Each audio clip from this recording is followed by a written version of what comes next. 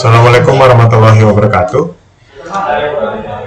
Saya Kak Fahmi dan di sini kita akan membahas soal-soal fisika yang sudah di-TO-kan pada tanggal 26 sampai 29 Januari 2022 kemarin. Oke, di sini ada 20 soal ya yang akan kita bahas. Langsung aja kita ke soal nomor 1. Oke, di sini ada mobil yang dimana mobilnya itu punya kecepatan berapa? 90 km per jam. Nah, ini kalau kilometer per jam biasanya itu harus dirubah dulu nanti dalam bentuk meter per second ya. Gitu. Kemudian di sini ada tiba-tiba di depannya ada anak kecil pada jarak 200 meter.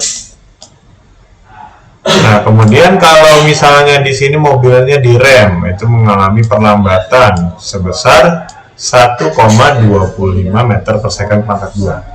Oke, jadi perlambatan itu sebenarnya percepatan yang nilainya negatif gitu ya. Jadi minus A lah bisa dibilang ya. Nah, maka peristiwa yang akan terjadi adalah titik. Berarti kita gambar dulu aja ya ilustrasinya. Jadi kurang lebih ilustrasinya kayak gini. Misal di sini ada mobil, kemudian mobilnya jalannya kayak gini ya. Nah, ini bisa dibilang punya kecepatan awal, yang dimana nanti ujung-ujungnya kan dia pasti direm, kan? Karena ada anak kecil di depannya. Nah, ini kurang lebih misalnya anak kecil di sini. Nah, dari mobil ke anak kecil tuh jaraknya tuh 200 meter. Gitu. Nah, di sini finalnya berapa? Ya mau nggak mau kita harus hitung dulu ya. Jadi di sini kan 90 km per jam. Berarti kan dari kilometer ke meter itu dikali berapa? Dikali 1000 kan ya. Kemudian dari jam ke detik itu kan harus dikali 3600. Ya udah tulisannya 3600. Gitu. Kemudian di sini ada yang bisa coret nggak? Nolnya kita coret ya.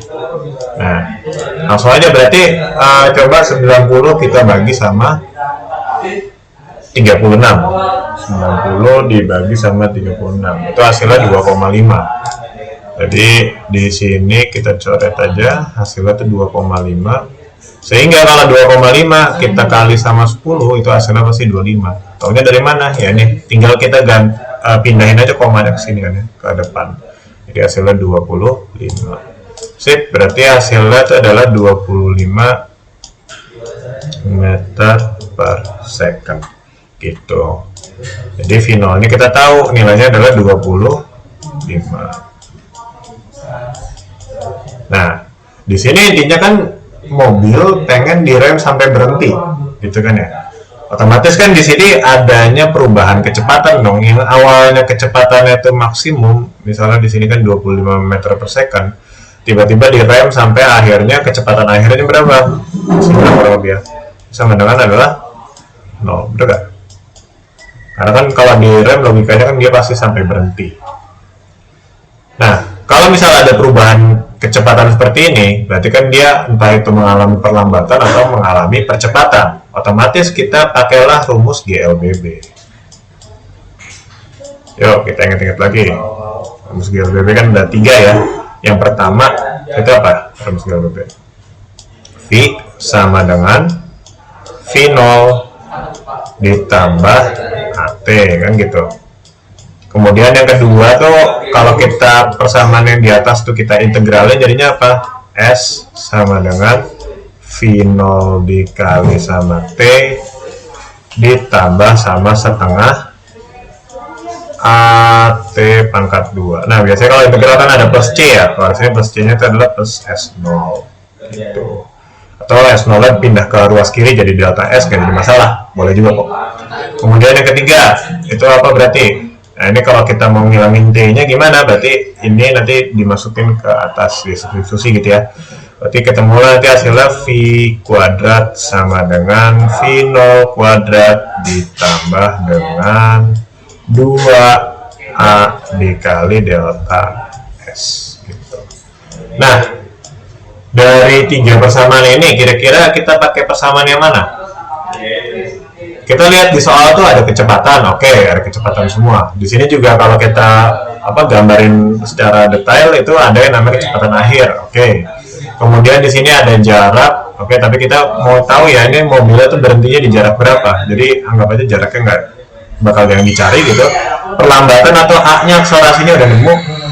Berarti kan di sini kan nggak ada T sama sekali. Jadi jangan pilih yang persamaan ada T-nya. Berarti kita pakai persamaan nomor 3 ini. Gitu ya. Oke, kakak tarik ke sini aja. Berarti langsung aja kakak tulis V kuadratnya berapa? V itu kan V terakhir maksudnya ya, berarti 0 pangkat 2 kan sama dengannya sama 25 kuadrat ditambah tadi kurang nih, karena ingat ya kalau yang namanya perlambatan itu tadi A-nya tuh negatif, berarti di sini negatif aja gitu ya. Jadi negatif itu milik si A sebenarnya. 2 dikali berapa nih? Dia 1,25 kan ya. Kemudian kita jangan kali sama 200 karena kita mau tahu ini mobil tuh berhentinya di meter berapa sih kan gitu ya, di jarak berapa. Berarti delta S ada delta S gitu. Oke, berarti kan di sini kalau kita pindah ruasin ini yang sebelah kanannya, yang bagian ini kita pindah ruas ke kiri, jadinya gimana? Berarti jadinya adalah 2 kali 1,25 itu 2,5 ya. Ya enggak? Delta S itu sama dengan, nah ini 25 dikali 25. Karena kan 25 pangkat 2 kan ya? 625. Kemudian berarti delta S-nya itu gimana? Berarti 625 kita bagi sama 2,5. Berapa ya hasilnya? Itu adalah 250 meter. Nah, anggap aja berarti kan 250 meter kan setelah anak ini ya, berarti mungkin di sini nih. Itu dia di titik adalah 250 meter. Gitu.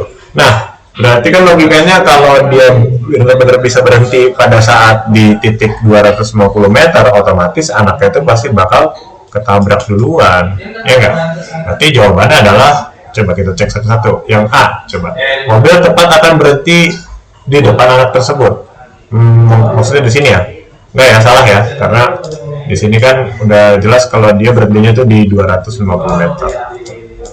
Mobil langsung berhenti. Nah, ini sekuat apa bisa memberhentikan 25 meter per second dalam waktu sekejap? Enggak ya, jadi ya. Mobil berhenti jauh di depan anak tersebut. Mobil berhenti jauh kayaknya enggak deh, karena kan dari 200 ke 250 kan enggak terlalu jauh lah harusnya kalau dalam konteks mobil bergerak ini kan ya, karena kan di sini aja mobilnya 25 meter per second, artinya 25 meter aja bisa ditempuh dalam waktu sekian detik, jadi harusnya nggak jauh-jauh amat. Berarti yang C salah. Kemudian yang D, coba, mobil berhenti sewaktu menabrak anak itu. Enggak ya, karena di sini juga berdasarkan perhitungan itu mobil tuh berhentinya ya setelah nabrak anak itu, bukan pada saat nabrak terus langsung berhenti, enggak ya. Jadi dia itu salah. Jadi jawaban yang paling tepat adalah yang E, yaitu adalah mobil itu baru berhenti setelah menabrak anak itu. Jadi ditabrak dulu anaknya, kemudian baru berhenti di titik 250 meter. Gitu. Oke, jadi jawabannya E.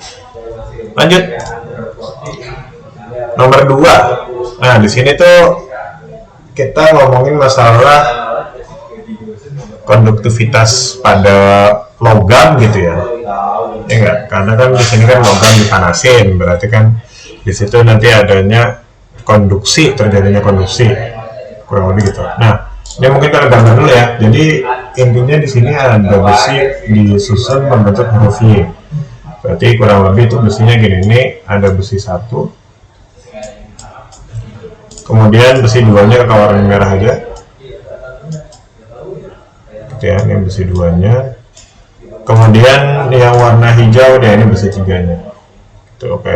Jadi intinya dia dijadiin seperti huruf Y kayak gitulah. Nah, di sini ketahuan kalau misalnya besi pertama tuh suhunya berapa? 100 derajat Celcius. Kan ya? Kemudian di sini ada dua ujung lainnya, berarti kan di sini sama di situ. Yang merah tuh sama dia 0 derajat Celcius, sama dengan yang siapa sih? Sama yang hijau ya. Yang hijau juga sama, hijau tuh 0 derajat Celcius gitu. Kemudian intinya di sini kan dia yang namanya besi itu kan punya yang namanya panjang, punya luas gitu ya. Nah, itu tuh intinya dia tuh nilainya sama. Tuh. Oke, kalau sama, kemudian di sini ada yang beda nih masalahnya. Yang beda adalah K-nya. Di sini dikasih tahu. Kalau K1, K2, K3 itu beda. Nah, ini ada perbandingan yang dimana K1 nilainya 2 kali K2 dan K1 ya, itu tuh nilainya adalah 3 kali K3 gitu. Kemudian berarti di sini ditanya suhu sambungan. Berarti suhu sambungan kurang lebih bagian sini nih. Ya. Itu tuh berapa? Nah, cara nyarinya gimana? Kalau cara nyarinya tuh kita bisa pakai yang namanya rumus konduksi pada logam gitu ya. Jadi kita tulis aja di sini rumus konduksi. Bapak deh. Kalau konduksi berarti tuh rumusnya apa? Rumusnya dia tuh adalah Q per T itu bakal sama dengan ini tadi K itu adalah konduktivitas termal dikali dengan luasnya berapa dikali sama perubahan suhunya berapa dibagi sama panjangnya berapa gitu. Nah di sini intinya kan karena mau tahu yang dimana suhu sambungannya itu berapa.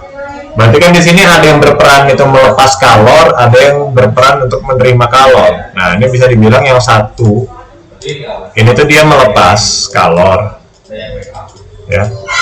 Kalau bagian yang 2 sama 3 itu tuh dia bisa dibilang adalah menerima kalor gitu, menerima kalor. Nah berarti bisa dibikin dong rumusnya jadinya gimana, kayak asas Black yang dimana Q lepas sama dengan Q terima. Berarti kita pakai rumus MC delta T dong? Enggak ya, jadi jangan pakai rumus itu, tapi tetap pakai rumus yang atas. Caranya gimana? Nanti kakak tulis dulu ya. Terima. Caranya itu adalah ya kedua ruas kita bagi aja sama T. Nah, nanti itu hasilnya adalah seperti di atas kan, gitu ya. Oke, berarti di sini Q lepasnya yang melepas siapa sih? Bagian yang besi nomor 1 doang kan ya? Berarti kita tulis saja. Di sini kita tulis adalah K1 dikali A dikali delta T1. Nah, delta T itu artinya adalah perubahan suhu dari yang tinggi ke yang rendah. Ya, contoh nih, misalnya di sini kan intinya besi nomor 1 kan dia 100 derajat Celcius. Otomatis kan dia menghantarkan panasnya ke besi yang 2 dan 3, sehingga otomatis di suhu sambungan ini harusnya itu dia kurang dari 100 dong. Makanya di sini dia kakak tulis aja jadi 100 dikurang sama T gitu. Karena dia suhu tingginya 100, suhu yang lebih rendahnya adalah di bagian titik sambungan ini yang mungkin kakak tulis aja T gitu ya. Oke, kemudian dibagi sama siapa? Dibagi sama T. Dibagi sama L ya. Kan gini ya rumusnya. Itu sama dengan apa? Nah, karena yang menerima itu ada 2 besi. Satu besi pertama nih yang nomor 2 yang warna merah, yang besi ketiga itu yang warna hijau dan nomor 3. Berarti kita tulisnya tuh ditambah aja ya, karena kan ya, kita terimanya kan ada 2 besi gitu. Jadi K2 A, kemudian nah di sini nih, karena di sini 0. Logikanya kan karena dia menerima panas, otomatis kan di suhu sambungan itu harusnya lebih tinggi daripada 0 gitu. Makanya di sini tulisnya ada T dikurang sama 0 gitu. Oke, berarti di sini dibagi sama L ditambah sama K3 A T min 0 dibagi sama L. Nah, di sini kenapa nggak tulis A1, L1, A2, L2 dan seterusnya? Kenapa? Karena yang namanya L dan A tadi di soal itu disebutin adalah sama. enggak? Nih kalau garis bawah deh, ini kan ketiga batang memiliki panjang dan luas penampang yang sama gitu. Jadi A dan L-nya sama, makanya kakak tulisnya itu seragam semua. Kalau sama berarti karena ini kan dia sifatnya kan ini ya sama dengan ini ya. Nah ini sebenarnya kan A sama L kan bisa kita satuin kemudian jadiin satu kesatuan kan. Nah nanti bisa kita coret intinya karena dia nilainya sama. Jadi kita nggak harus pusing-pusing hitung hal tersebut gitu. Nah di sini ini K1, K2, K3 itu nilainya beda-beda, makanya kita belum bisa coret. Nah kalau mau dicoret gimana? Ada caranya. Nih kalau mau di sini kita rubah dulu bentuknya. Nih contoh di sini kan K1 itu sama dengan berapa? K1 itu sama dengan 2K2 ya enggak? Berarti kalau kita mau cari K2 nya gimana? Berarti kalau mau cari K2 nya berarti tinggal 2 nya itu dipindah ruas ke sini kan, jadinya setengah dari K1 gitu. Nah ini kita kotakin dulu deh ya. Kemudian satu lagi, yang satu lagi tuh berapa nih? K1 tuh sama dengan 3 K3 ya. Nah berarti kalau kita mau nyari nilai K3 nya itu berapa gimana? K3 itu berarti setara dengan 1/3 dari K1 kan gitu ya. Oke berarti kan kita udah dapet nih bentuk K2 dan K3 tapi punya variabel K1. Kenapa sih dibuat kayak gitu? Ya supaya bisa dicoret K1 nya gitu aja kan. Oke berarti kan di sini K1 tetap K1 ya enggak? Kemudian ini 100 dikurang T. Oke, nggak apa-apa deh, kita tulis biar gampang dulu begini aja. 100 dikurang T itu bakal sama dengan berapa berarti? Nah, ini K2 nya berubah jadi setengah K1. Tulis setengah K1. Nah ini kan karena nanti kan harus kali pelangi kan ya, K2 dikali ke sini ke T, K2 nya dikali ke 0 juga. Tapi kalau dikali ke 0 kan nggak dapat nilai apapun kan, cuma 0 doang. Makanya kakak tulis yang cuma T nya aja gitu ya, ditambah sama 1/3 K1T gitu. Nah di sini tuh sama-sama punya K1. Kalau kita satuin tuh bisa kita coret nantinya K1 nya supaya mempermudah perhitungan itu ya. Oke berarti kalau kita lanjutin gimana jadinya nih, lanjutin ke sebelah kiri aja. Jadi berapa? 100 dikurang T itu bakal sama dengan setengah T tambah berapa nih? Setengah T ditambah 1/3 T. Berarti kan nanti kita buatnya tuh jadinya berapa per 6 aja ya. Per 6 dibagi 2 tuh 3 kali 1 kan 3 tambah berarti 6 dibagi 3 itu 2 T 2 ya 2 T. Nah kan kurang lebih kayak gini kalau kita tambah. Nah di sini kita biasakan kalau apa T dimasukin ke T yang nggak punya T sama yang nggak punya T. Berarti di sini kan 100 sama dengan berarti di sini 5/6 T ya, 5/6 T. Nah kita tahu yang namanya 6 itu kan sorry ya kok 6 yang namanya 1 itu tuh kan berarti kan 6 dibagi 6 kan 1 ya, berarti kan bisa kita tulis sih jadi gimana 6/6 gini aja kan ya enggak. Nah nanti ketemu jadinya berapa deh tuh, agak pusing deh, kita bikin kotak dulu deh. Nanti ketemu jadi berapa T sorry 6 tambah 5 itu kan 11, jadi 11/6 T itu sama dengan 100 kan gitu ya. Berarti kalau kita mau nyari T itu sama dengan berapa? Berarti kan 6 dikali 100 berarti 600. Nah 600 kalau kita bagi 11 berapa? 600 dibagi 11 tuh hasilnya adalah 54,545454 dan seterusnya. Berarti bisa dibilang 54,54 berulang gitu ya. Nah ada nggak jawaban kayak gitu? Nggak ada ya, adanya paling yang mendekati itu berapa? 40 dan 60. Nah di sini kita jangan pilih yang dia mendekati ke bawah, alangkah lebih baik yang milihnya adalah yang mendekati ke atas gitu ya, karena dari 54 itu kan lebih condongnya sebenarnya ke 60 daripada ke 40. Kalau ke 40 tuh agak jauh ya. Jadi ya udah, berarti kita pilihnya yang D, ini jawabannya. Tapi sebenarnya kalau melihat dari hasil jawaban yang udah diperoleh sih harusnya nggak ada jawabannya ya. Kalau mau sih di sini ada pilihan 54,54 misalnya, atau 54,7 kan gitu kan, maksudnya jadinya buat mengecoh kita kan bisa, tapi sayangnya di sini nggak ada jawabannya. Jadi nomor 2 bisa dibilang bonus, tapi kalau mau dipaksain ada jawabannya ya udah pilihnya jawabannya D. Gitu. Lanjut. Nomor 3. Di sini intinya ada tali, dia diregangkan dengan panjang segini. Ya enggak? Panjang 5 meter, kemudian diregangkan pakai gaya berapa? 2 Newton gitu ya. Kemudian ini dilambati gelombang transversal. Nah, ini masih ingat ya nih, gelombang transversal itu apa? Gelombang transversal kurang lebih yang gini ya, yang kayak grafik sinus atau kosinus yang gini nih. Nah, ini namanya transversal. Gelombang transversal. Oke ya. Ini gelombang transversal. Kemudian di sini ada cepat rambatnya juga. Cepat rambatnya berapa nih?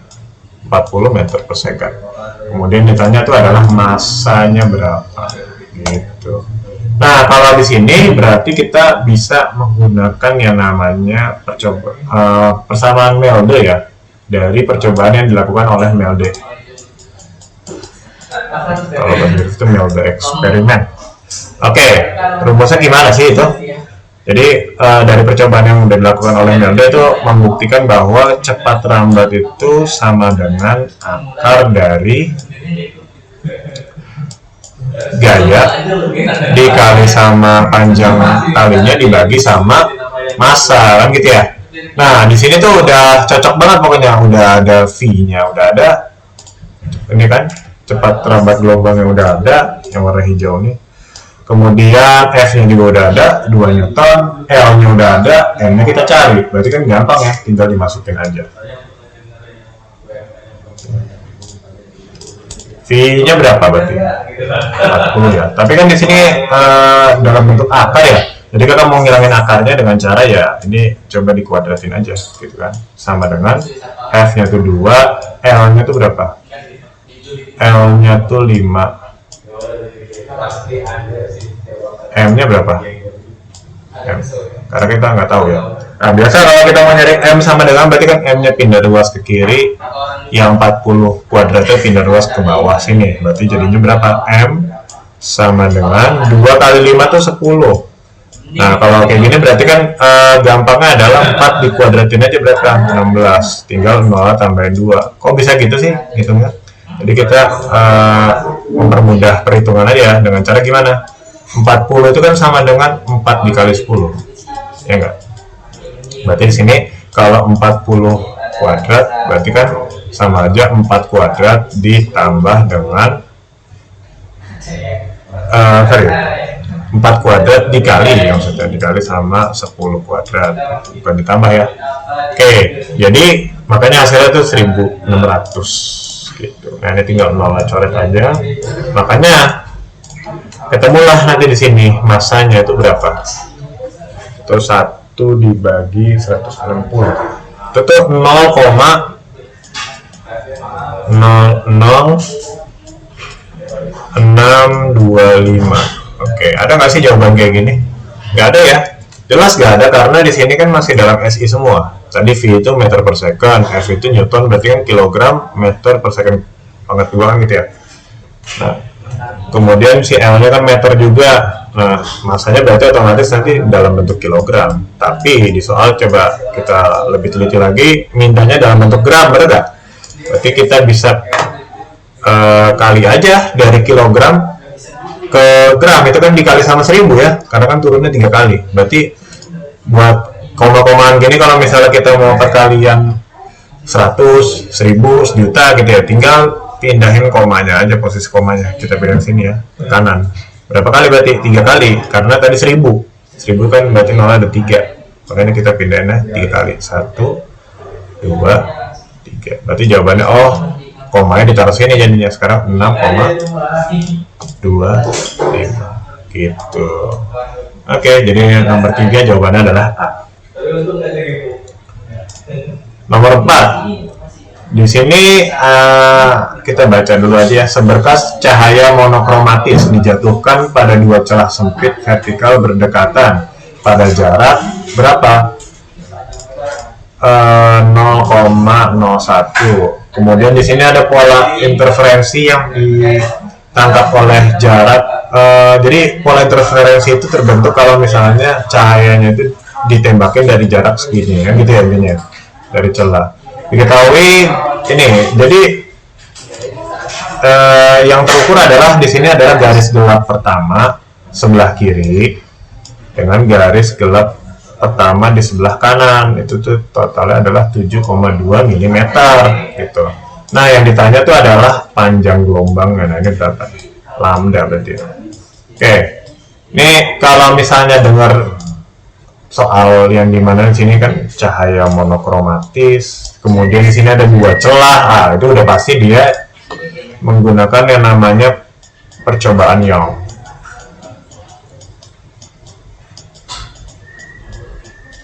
Kalau bahasa Inggris itu apa? Double slit experiment, atau kalau di Indonesia berarti kan percobaan celah ganda.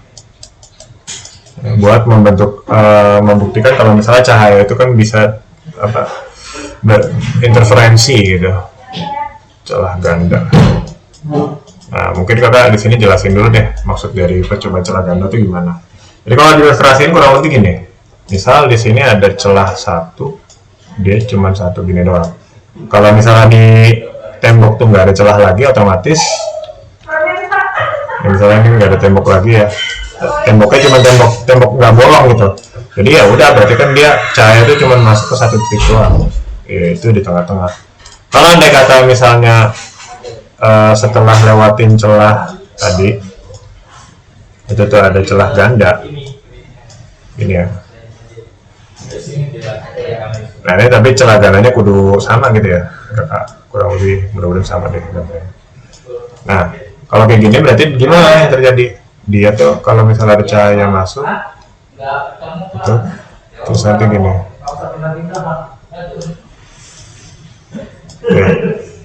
Nah nanti di sini tuh intinya dia membentuk pola itu pola gelap, pola terang gitu ya. Nah, di sini.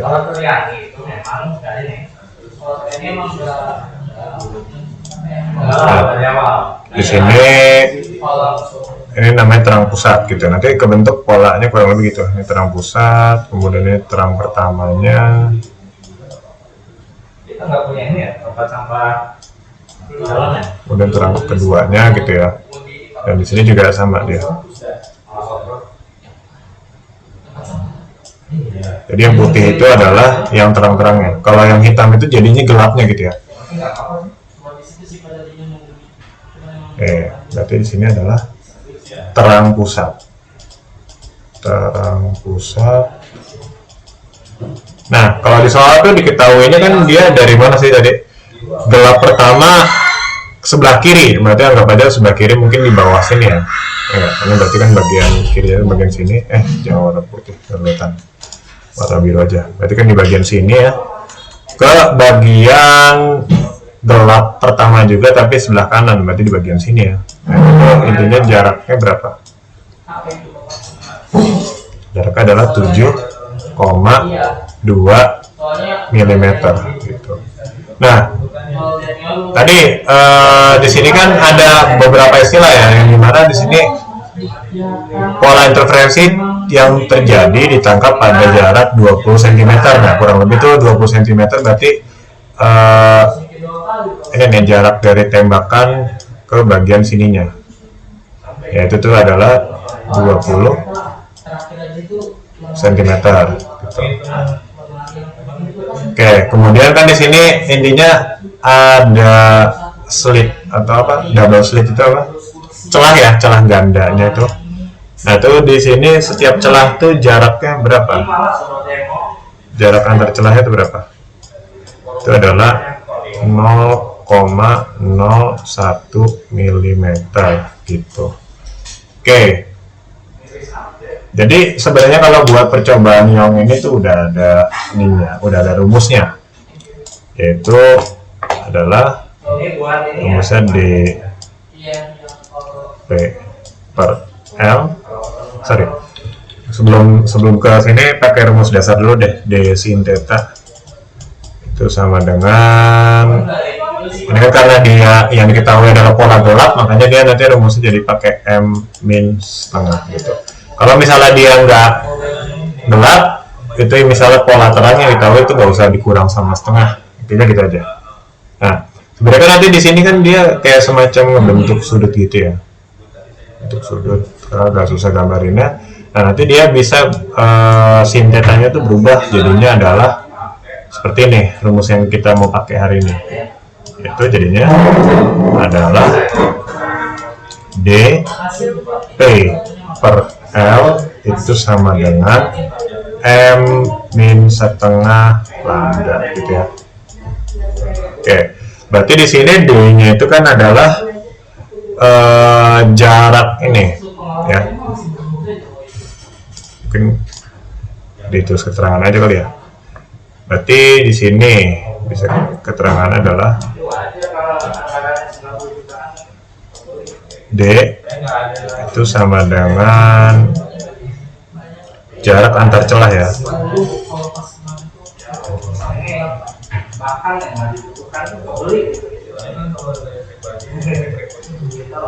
Kemudian P itu berarti dia intinya adalah jarak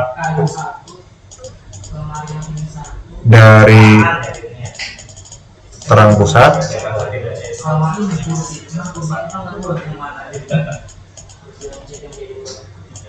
ke gelap sekian gitu ya. Kalau di sini kan dia gelap ya berarti ya, ke gelap sekian. Kemudian kalau misalnya dia L itu adalah dia jarak tembaknya ya, jarak tembak cahaya. Nah, ini buat selengkapnya mungkin nanti kita bahas aja di lain kesempatan. Jadi kita langsung pakai aja rumus yang di bawah sini ya. Kita pakai ini. Kemudian berarti di sini D-nya udah tahu. D-nya berapa?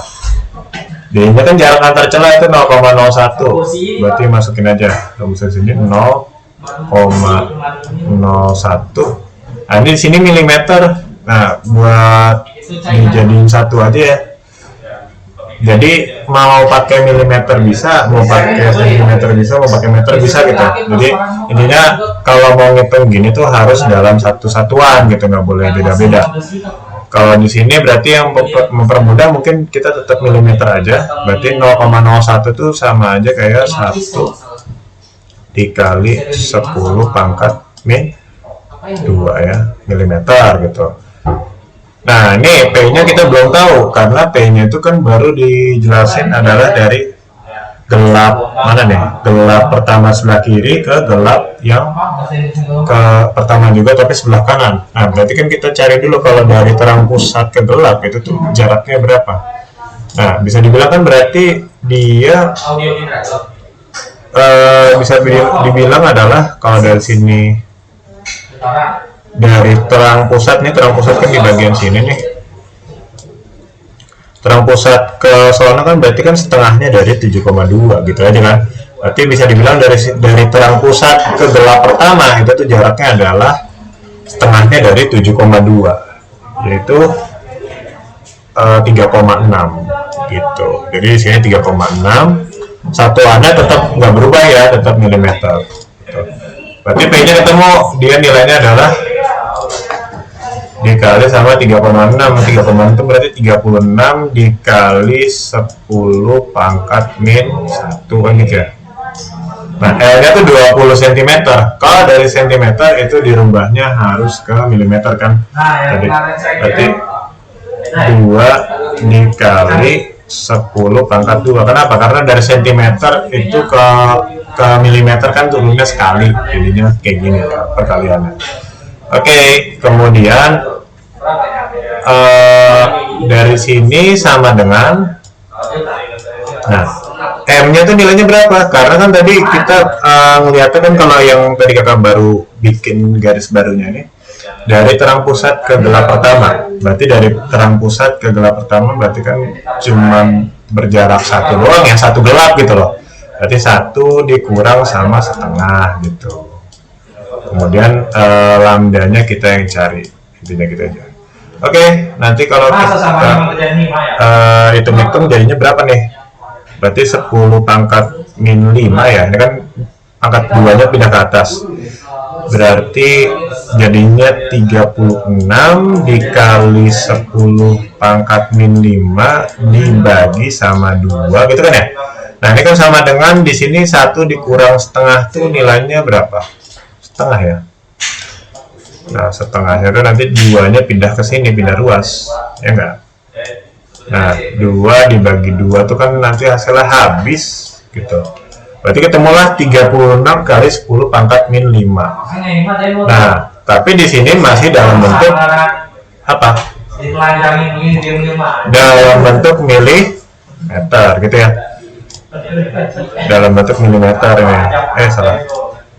Ini berarti dalam bentuk milimeter.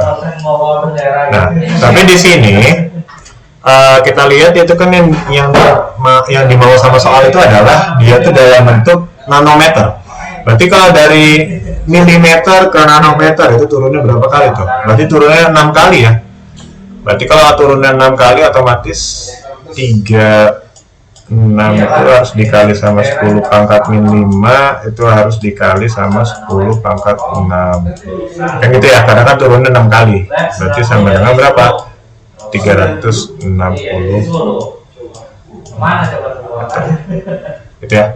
Berarti jawabannya adalah yang C gitu. Oke, jadi nomor 4 jawabannya C. 5 dari 23. Oke, lanjut. Di sini intinya kalau di sini tuh ada 2 keping logam sejajar. Jadi misalnya keping logam sejajar kayak gini ya. Nah, 5 ini kan satu positif, satu negatif gitu kan. Karena kan arahnya berlawanan muatannya, gitu kan? Berarti otomatis kan dia berpindahnya itu kan dari positif ke negatif gitu.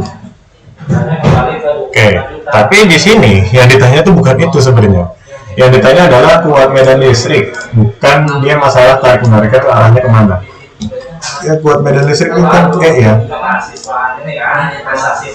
Berarti rumusnya tuh E sama dengan itu V potensial dibagi sama R. R-nya tuh apa sih? Dia jarak antar dua ini nih. Dan jarak, ada punya jarak ya dia ya. Jaraknya tuh R bisa dibilang gitu. Oke, E sama dengan V per R. Gitu. Ini E-nya tuh bukan itu ya, bukan gigi listrik ya, tapi E-nya tuh di sini adalah medan listrik gitu. Nah, rumus E itu nggak cuma ini doang, ternyata ada lagi satu lagi. E itu sama dengan apa? Ya.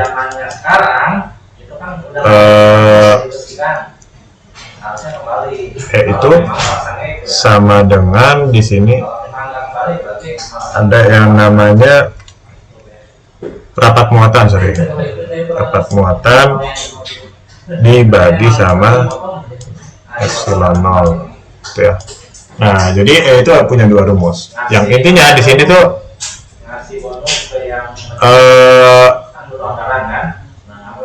intinya di sini ada beberapa apa namanya keterangan ya. Yang dimana di sini kan ada yang tentang kuadrat jarak, kemudian di sini dia berbanding lurus atau berbanding terbalik, intinya kan gitu ya, jarak atau kuadrat jarak. Nah kalau misalnya kita simpulkan tuh bisa jadinya gini nih, berarti E itu dia berbanding terbalik ya dengan jarak, tapi bukan dikuadratin. Ini namanya kalau 1 per R gitu dia berbanding terbalik.